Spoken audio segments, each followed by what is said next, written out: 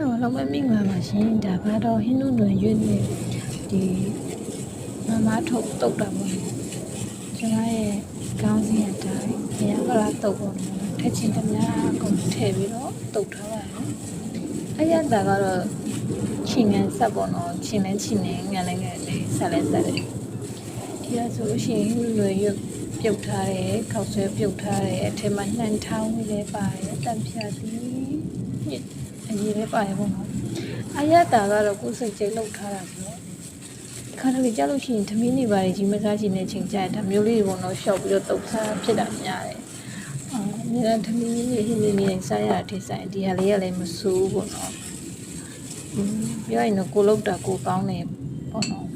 စားချင်တဲ့သူတွေလည်းကိုပါကိုထည့်ချင်တာထည့်စားလို့ရပါတယ်ရှင်ကြောင်လည်းပင်ပရာဆိုတဲ့အတိုင်းပင်ပရာတွေတင်လို့ဆက်ပါဦးရှင်ကိုကတော့ကောင်းတယ်လို့ပြောလိုက်ပြီတလားထပ်တာ